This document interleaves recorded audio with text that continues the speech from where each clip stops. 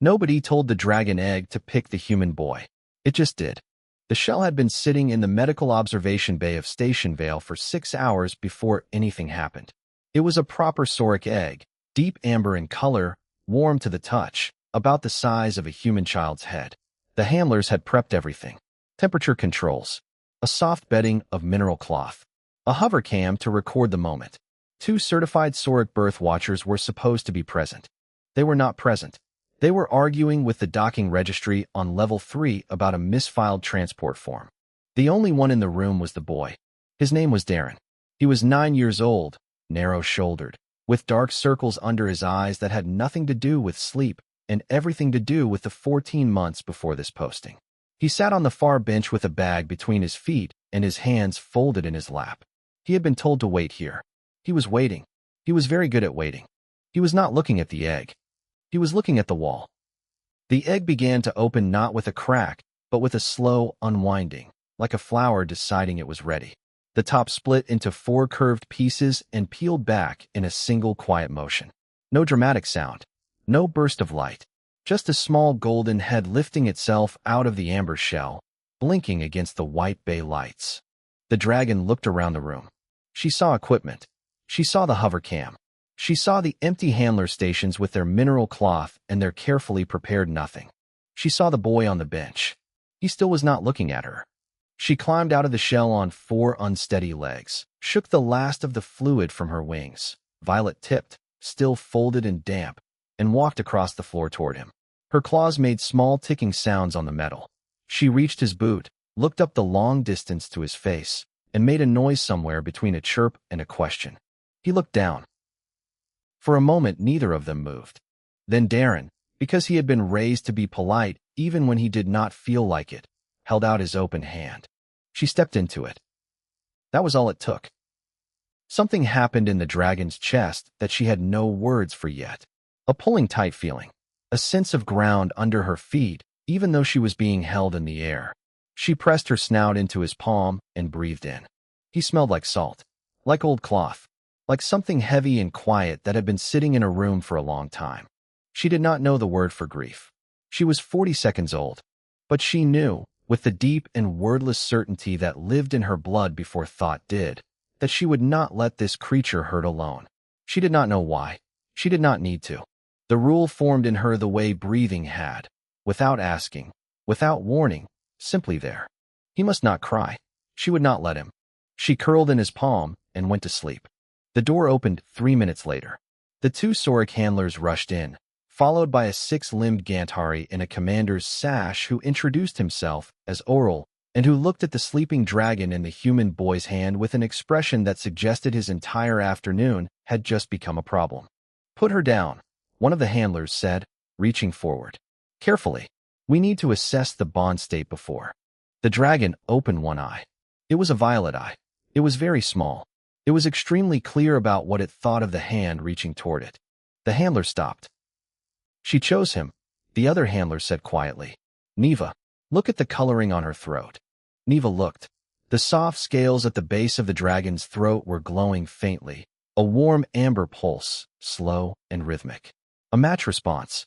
Completely involuntary. Completely permanent. Oral pressed all 4 of his upper limbs together in the Gantari gesture for things have gone wrong. The boy is human, he said, as though this needed saying. Yes, said Neva. Dragons do not bond with humans. This one did. Oral looked at the boy. The boy was looking back at him with a calm, careful expression. Not afraid. Not excited. Just present. Watching him the way someone watches weather. Taking note without deciding yet what it means. What is your name? Oral asked. Darren, the boy said. Darren. Oral looked at the dragon again. Are you aware of what has happened? She walked over and stood in my hand, Darren said. I didn't do anything. No, Neva said, almost to herself. You didn't have to. The dragon shifted in Darren's palm. She made a very small sound, low, rhythmic, almost like humming, and pressed closer to the base of his thumb. Darren looked down at her. Something moved across his face. Not a smile exactly. Something quieter than a smile. Oral made a note on his datapad. The note said, Bond confirmed. Species, Sauric/human. Unprecedented. Consult Dr. Senna. Do not separate. Below that, after a pause, he added, the boy seems calm. Monitor. What the note did not say, what Oral did not yet have the framework to write, was that the boy's calm was not the calm of a child who had nothing to feel. It was the calm of a child who had learned that feeling things loudly did not bring anyone back. The dragon knew this already. In the way she knew her own wings, in the way she knew the warmth of the shell she had left behind. She had found someone who needed the rule she was born with. She tucked her head under his fingers and breathed. 3 months after the hatch, the station held a formal meeting about the dragon. Commander Oral stood at the head of the table in the coordination room with his 4 upper limbs folded and a list of incidents on the display behind him. The list was longer than he would have liked. Item 1. The dragon, now named Lyra by Darren, a name no one had approved and everyone had started using, had singed a senior researcher's datapad. The researcher had raised his voice at Darren during a routine intake review. Lyra had been sitting on the shelf behind Darren at the time. She had singed the pad very precisely. Not the researcher's hand, just the pad, as if to make a point. Item 2. Lyra had chased a young Ulhari resident named Brix across the full length of the cafeteria after he knocked Darren's food tray off the table. Brix outweighed Lyra by approximately 40 kilograms. He had still run. Lyra was now cat-sized. With wings she had figured out, and she had an expression when she was committed to something that left very little room for argument. Item 3. Lyra had woken Darren from a nightmare by sitting directly on his face. The medical monitor had logged an elevated distress reading at 0300 station time. By 0301, the reading was gone. Darren had logged a note in the morning report. Lyra fixed it. She sat on my face until I laughed. I am fine. Oral looked at his staff. His staff looked at him. She's exhibiting standard bonded protector behavior, said handler Neva from the far end of the table. Accelerated, yes, and unusually targeted. But the pattern is normal for a Sauric of her bond stage. The pattern is normal when the bonded companion is another Sauric, said Oral. The pattern appears to be normal when the companion is a grieving human child as well, Neva said. The data is in front of you. Dr. Senna, tall, translucent-skinned, the station's xenopsychologist, had said nothing yet. She said nothing now. She was reading something on her own pad with the focused attention she usually reserved for things that interested her very much. Oral looked at her. Senna. The boy's stress readings drop when the dragon is present, she said, without looking up. They drop further when she intervenes. Whatever she is doing, it is working. She singed station property. She singed a data pad belonging to a researcher who was using an elevated voice with a 9-year-old who had just arrived from a difficult year. Dr. Senna looked up. I am less concerned about the pad. The meeting ended without a resolution. This was how most meetings about Lyra ended. In the cafeteria, unaware she had been a topic of official discussion, Lyra was sitting on Darren's shoulder watching Brix eat. Brix was the Ulhari boy she had chased 3 weeks ago. He was back wide and rock-skinned, and had a way of looking at everything like he was deciding whether it deserved to exist. He had decided Darren deserved to exist approximately 2 days after the tray incident. His reasoning, as he explained it to Darren, was simple. You didn't apologize for something that wasn't your fault. I respect that. Darren had nodded and offered him half his portion of synthetic grain cake. Brix had taken it. That was that. Lyra watched Brix from the shoulder with narrow eyes. He was large. He was loud. He said whatever he thought without checking first. But Darren's heartbeat was slower when Brix was nearby. She had learned to measure Darren's state in small signals. The set of his shoulders, the rhythm of his breath, the way his hands sat in his lap. When Brix was there, the signals shifted in the direction she wanted. She filed this away. Brix was allowed. That evening, Ren called. Ren was Darren's older sister. She appeared on the comm screen with her dark hair escaping its tie and a look on her face that meant she had been doing something difficult and was trying to sound normal about it. She was 11. She was not always good at sounding normal, but she tried very hard. How's the dragon? She asked. Growing, Darren said. Is she still biting things? Only things that deserve it. Ren laughed. Then the signal stuttered. It flickered. The picture broke into static squares, and Ren's laugh cut off halfway through. Darren went still. The static held for 4 seconds. Just 4 seconds. Long enough for Darren's hands to go flat on the table. long enough for something to move through his face that he usually kept very carefully behind the surface. Then Ren came back. Mid-sentence, the connection restored. Darren exhaled. Sorry, he said. Signal dropped. I know. I hate this connection. I'm going to complain to the relay station again. It's okay. It's not okay, it's annoying. On Darren's shoulder, Lyra had gone rigid the moment the signal dropped. She had felt it, the change in him, the quick cold shift, the small free fall of a person reaching for something and finding empty air. She did not know who Ren was replacing in those 4 seconds. She did not have that information yet. She only knew that the signal coming back was not enough to undo what the silence had started. She leaned forward and began to sing. A small, strange, tuneless thing she had been developing for weeks. Not music exactly. More like sound arranged into a shape that fit the specific feeling she needed to address. Darren looked at her. Despite himself, his expression shifted. Is that the dragon? Ren asked, peering at the screen. She's singing, Darren said. At you? Apparently. That's the best thing I've ever heard. Lyra stopped singing, satisfied. The numbers in Darren's posture returned to where she wanted them. She tucked her chin back onto his shoulder and closed her eyes. Crisis handled.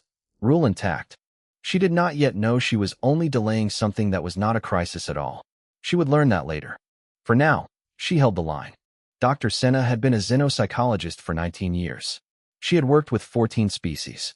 She had written 3 papers that changed how the Galactic Accord measured emotional function in non-Gantari beings. She was, by any reasonable standard, not easily surprised.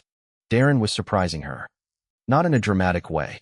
Not in the way that produced obvious data points. He sat in her sessions each week in the chair across from her desk and answered every question she asked, accurately, completely, and in a way that told her almost nothing about what she actually needed to know. She asked how he was settling in. He said well. She asked if the other station residents were treating him properly. He said yes, mostly, and Brix was good. She asked about his sleep. He said it was fine. Lyra helped when it wasn't. She watched his face while he answered. His face was calm. His face was always calm, but it was not an empty calm, not the flatness she had seen in children who had stopped feeling things. It was the calm of someone who had drawn a line between the inside and the outside and decided, very deliberately, what crossed it. He was 9. She had colleagues twice his age who hadn't learned that. After 6 weeks of sessions, she submitted a mid-period report to the Galactic Accord that included a line she had rewritten 4 times before deciding she meant it. Standard human grief trajectory models do not apply to this subject. The subject appears to be processing loss through a framework I do not yet have tools to measure. Lyra attended every session. She sat on the desk between them, a rule she had established herself, not discussed, simply enacted one morning, and watched Dr. Senna with eyes that reminded Senna, uncomfortably, of colleagues who were evaluating her. The package arrived on a Tuesday. It came on the standard supply transport, logged under Darren's name, flagged as personal effects. Brix helped him carry it to his room because it was large. Then Brix, reading the situation in the way he had slowly learned to read Darren, said he needed to go do a thing and left. Darren put the box on his bed and opened it. Inside, under folded clothes and 2 sealed containers of food from home, was a roll of paper. Real paper. Old paper, slightly yellowed at the edges. He unrolled it carefully on the bed and pressed the corners flat with his palms. It was a star chart, hand-drawn in soft pencil, filled in with colored ink. Every constellation was there, the ones with real names printed small and neat, and beside them, in looser handwriting, the wrong names. Names made up. Names that made sense only to the person who wrote them. The old kettle, the running dog, the place where I lost my earring. In the margin, in the same loose hand. For D. So you always have somewhere to look when you need to come home. Darren sat on the edge of the bed for a long time. He did not move. His hands were flat on the paper. His face was doing something it almost never did, or rather, it was doing nothing. All the deliberate calm had gone somewhere else for the moment, and what was left was just him, sitting with something that was too large to put away quickly. Lyra was on the window shelf. She had been there all afternoon, doing the slow blink nap she favored in the late cycle. She woke without a sound, looked at Darren, and was across the room before any conscious thought completed. She did not sing. She did not do any of the things she had developed over 3 months of careful protective work. She jumped onto the bed, walked across the star chart without looking at it, and sat down on Darren's knee. She pressed her warm side against his hand, the one nearest to the paper, and stayed there. Just that. Darren looked at her. He breathed in once, slowly. His hand turned, and his fingers rested along her back.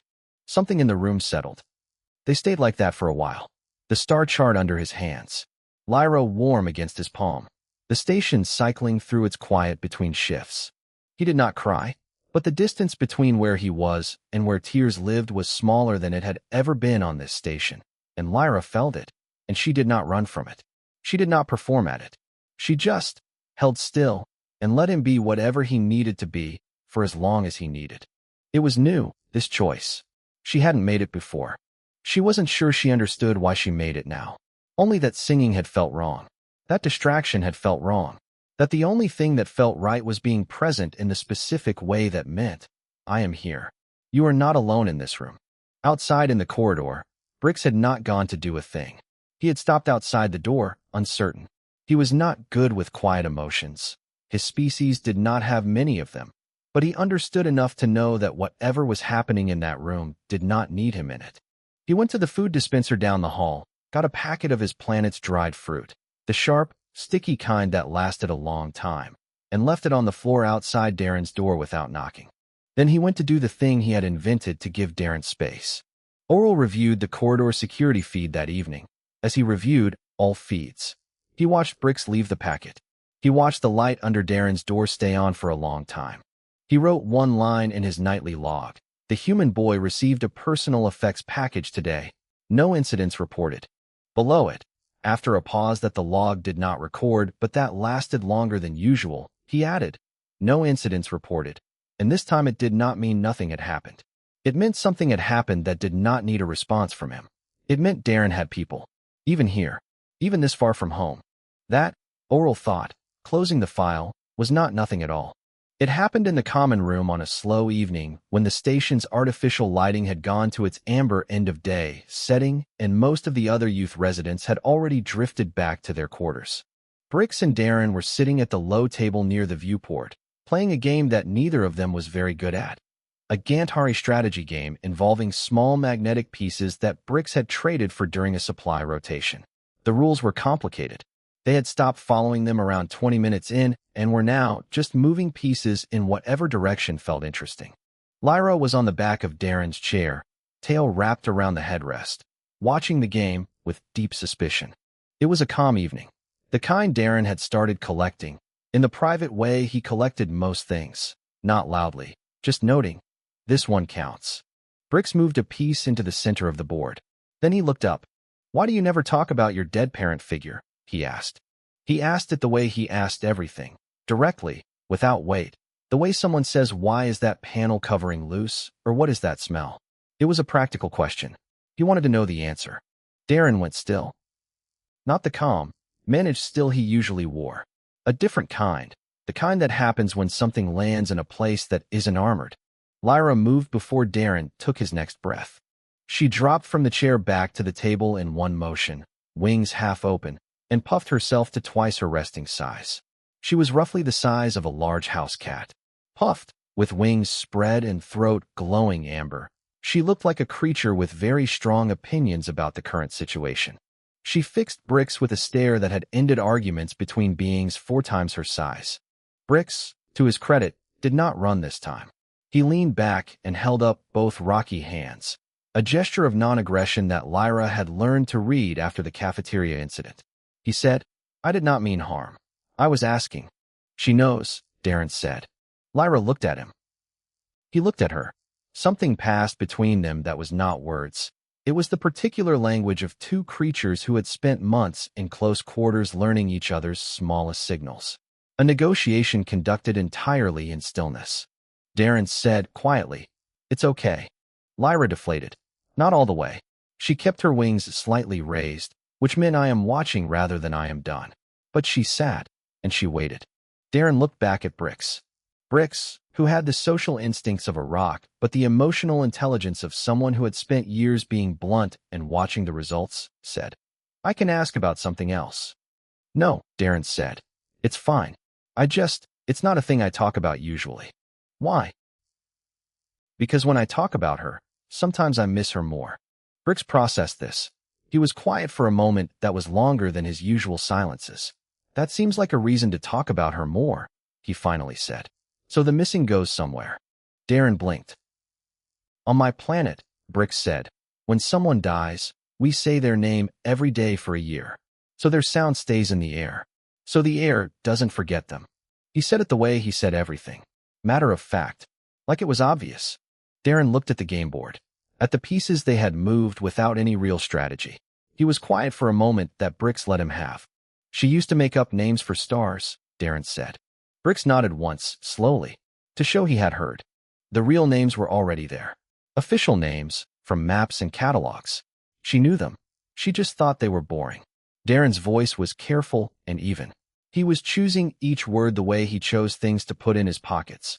Only what fit, only what mattered. She'd point at a star and give it a new name. Something that made sense to her. Like she was introducing it to me properly. He stopped. Bricks was still looking at him. Not the way people usually looked at him when this subject got close. With worry, with the particular careful softness that meant I don't know what to do with this. Bricks looked at him the way Bricks looked at everything. Like he was paying attention. That sounds like something worth remembering, Bricks said. Darren nodded. Just once. Something small shifted in his face. Not open, not released, but settled.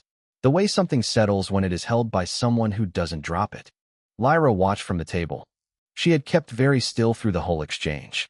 She had expected to need to intervene. She had been ready.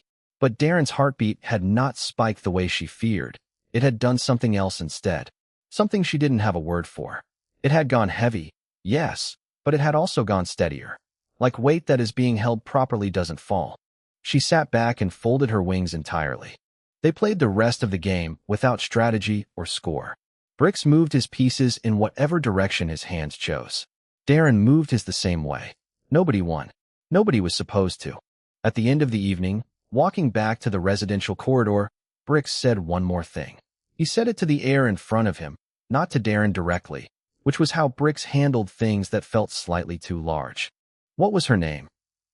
Darren told him. Bricks said it back, once, in his own voice, flat and sure and simple, like putting a word in the air and meaning it to stay there. Lyra, riding on Darren's shoulder, felt his breath come out long and slow. She made no sound. She did not sing or chirp or perform. She just pressed closer to the side of his neck, where the pulse was, and felt it beating steady under her feet. Sleep did not come for Darren that night. He lay still for a long time, doing the thing he was good at, waiting out the dark. But the dark had the star chart in it. The star chart had her handwriting, and her handwriting had her voice, and her voice was the thing he could not locate anymore in memory the way he used to. It was getting softer around the edges. That scared him more than most things. He got up quietly, took the rolled chart from the shelf, and went to the observation deck. It was deep station night. No other residents. The lights were turned low, blue-gray, the kind that was meant to feel like almost dark without actually being dark.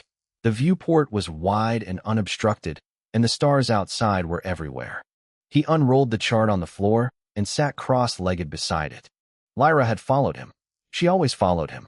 She arranged herself at the edge of the chart without touching it, which she had worked out was important, and watched his face. He didn't look at her for a while. He looked at the stars through the viewport, then at the stars on the chart, then at the handwriting in the margins. The old kettle, the running dog, the place where I lost my earring. His mouth moved, reading the names without sound. Lyra waited. She had been ready, since he stood up from his bed, to do what she always did. She had run through her options in the particular rapid way she processed Darren threats. Too quiet in the room meant songs. Restless hands meant distracting objects. The specific slope of his shoulders that meant sad meant small warm pressure and staying close. She had her tools. She was ready to use them. But she did not use them. Something stopped her. Not instruction. Not reason. Something older than both. The same deep wordless place where the rule had come from. Speaking in a different tone now. Wait, it said. This time wait. Darren began to speak. Not to anyone visible. Not in the way people spoke when they meant to be heard. He spoke the way people speak when they have been holding something for so long that the holding is starting to cost more than the saying. He said, "She smelled like machine oil and cardamom." His voice was steady. He was staring at a star through the viewport that his mother had probably named something wrong. She was an engineer. She was always fixing things. But she cooked on her days off, and she smelled like both things at once, always. I never thought about it when she was alive.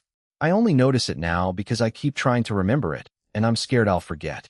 Lyra's throat went amber, soft and slow. She didn't move. "She named that one the old kettle," he said, pointing at a star through the viewport, "because she said it looked like it had been there forever and had heard a lot of conversations. I looked up its real name once. It's a number and a letter. She was right that it was boring." His hands were very flat on the floor beside the chart. "The accident was fast," he said. "That's what they kept telling us after. Like fast was supposed to help. Like I should be grateful it was fast." He paused. "I was not grateful." He took a breath. Then another. "I talk to her sometimes. In my head. I don't know if that's strange. Ren does it too.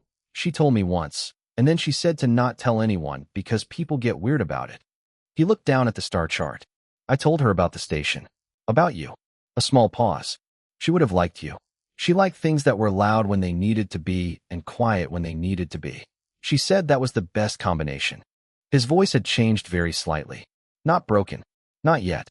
But moving toward something. "I miss her all the time," he said. "Not in a big way all the time. Sometimes it's just small, like I want to tell her something, and then I remember. Sometimes it's big, like tonight. The chart smells like the drawer she kept it in. It smells like home." His throat moved. "I don't know if it will always feel like this. Ren says it changes. She says it doesn't get smaller, it just gets different. I'm trying to believe her." He stopped. The station breathed around him, its systems cycling, its air recycled and constant. And then Darren cried. Not loudly, not dramatically, just tears, quiet and real, coming without his permission and without any more resistance. He put one hand over his eyes, and the sounds he made were small and private and entirely his own. Lyra moved. She crossed the chart, stepped into his lap, and pressed her head against his chest. She could feel his heartbeat against her scales, rapid, then slowing, then rapid again. She could feel the shaking in his breath. She did not sing the frantic songs. She did not perform. She hummed, a single low note, long and steady, that she had not known was in her until this moment. It was not a distraction. It was not a wall between him and what he was feeling. It was a door left open. It was a voice saying, I am here, on the other side, and I am not leaving. She hummed, and he cried, and the stars through the viewport were the same stars on the chart on the floor, and nothing was fixed, and nothing needed to be, because fixing was not what this moment was for. The rule had said, do not let him cry. But the rule, Lyra understood now. The rule had always meant something else. It had always been written in a language she was only now learning to read. The rule was not stop the pain. The rule was never let him face it alone. She had been keeping the wrong version all along. She pressed closer. He put his hand on her back without thinking about it. The way people reach for something solid when the ground shifts under them. They stayed like that a long time. When the crying stopped, it stopped slowly, the way weather stops, not all at once but in degrees. His breathing evened. His hand on her back grew still. He did not say anything afterward. He did not need to. He lay down on the floor of the observation deck with the star chart under his arm, and he closed his eyes, and Lyra curled over his ribs like a living blanket, warm and steady and exactly the right weight. The stars outside were unchanged. The names on the chart were unchanged. And something inside the small dragon was not the same as it had been an hour ago, was larger, maybe, or older, or simply more true, and she did not have a word for it yet. She would learn the word later. For now, she held the boy while he slept, and she held the rule in a new way, and both things felt right. 2 months later, Dr. Senna submitted her full report to the Galactic Accord. It was 53 pages. The cover summary was 3 sentences. She had rewritten those 3 sentences 11 times before she was satisfied, and even then she was not entirely satisfied, because the thing she was trying to describe was the kind of thing that lost something in the describing. The summary said, human emotional architecture is not a liability condition. Extended study indicates that human grief behavior functions as a long-term relational memory system, producing loyalty, resilience, and connective behavior that no other known species replicates at the same depth or duration. Recommend full revision of Accord classification standards for human emotional function. She filed it on a Tuesday. By Thursday, it had been flagged by 6 senior researchers. By the following week, she had been invited to present at the Accord's quarterly review. She said yes without checking her schedule. Lyra was now knee-height. Her wingspan, fully extended, caused minor problems in narrow corridors. Twice she had knocked a tray out of a food service unit's hands, and once she had startled Commander Oral badly enough that he spilled his hydration fluid down his second left arm. She apologized for none of these incidents. She considered them occupational hazards of sharing space with her. The change in her was visible to anyone who had watched her closely enough to notice. She still protected Darren. She always would. But the protection was different, slower, more considered, less frantic. Where she had once moved like something defending against an attack, she now moved like something standing guard. The distinction was not obvious from the outside. It was the difference between a wall and a presence, and she understood, now, that presence was the better thing to be. Darren was different too. Not different in the ways that were easy to measure. He was still quiet, still careful, still inclined to say 2 precise words where others said 10 vague ones. But the silence around him had changed in quality. It was not a sealed silence anymore. It had, very slightly, a door in it. He showed Brix the star chart on a Wednesday afternoon. He spread it on the common room table and pointed out the wrong names one by one. Brix leaned over it with his wide, rocky face very close to the paper, reading the handwriting in the margins with the seriousness he applied to everything. The place where I lost my earring, Brix said. 3rd star in the lower cluster, Darren said. That's a terrible navigation reference. Yes. I like it. They spent the afternoon making up new wrong names for stars that didn't have them yet. Brix's names were practical and strange, the slightly heavier rock. The one that looks like my uncle's head. Darren's names were quieter, the long way home. The one she'd have argued about. Lyra sat on the table between them and occasionally pointed her snout at a star through the viewport as if she was voting. Nobody stopped them. Nobody told them they were doing it wrong. That evening, Darren called Ren.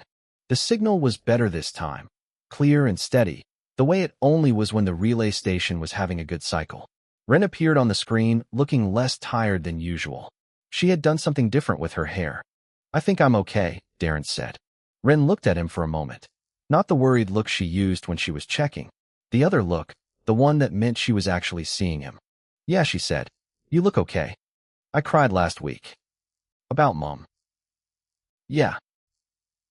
Ren was quiet for a second. Good, she said. Darren nodded. It had been good. He hadn't known it would be, but it had.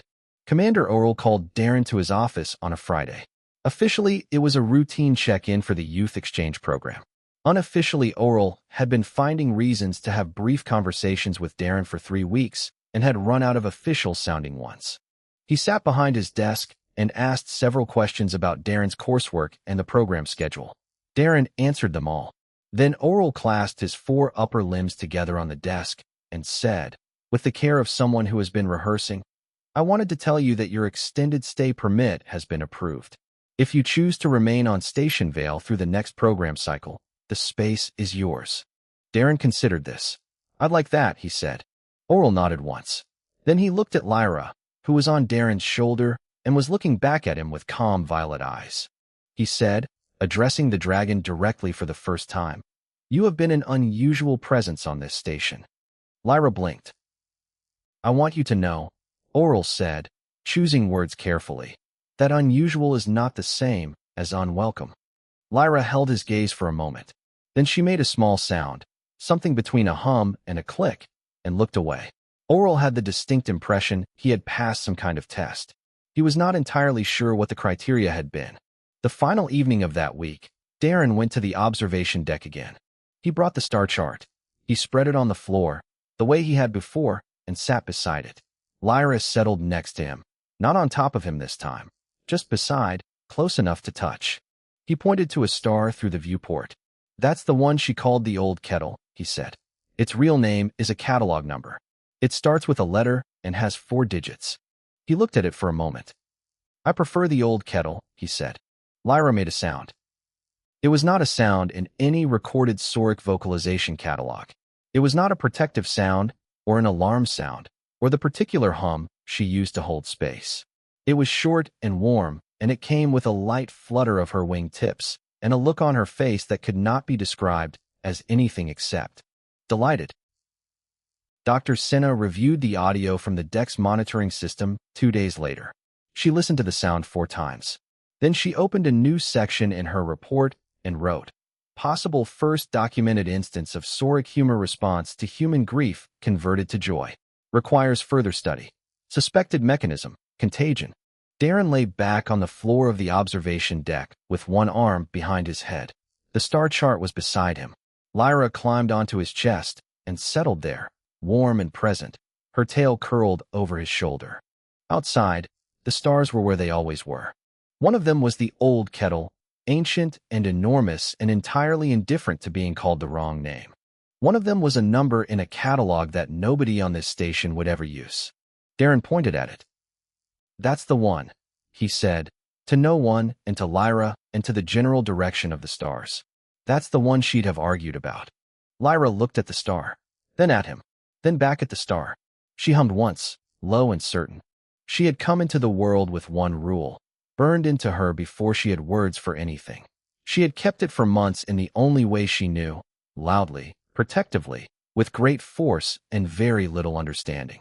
And then she had sat in a quiet room while a boy told her the truth of what he carried, and she had learned that the rule was never about stopping the tears.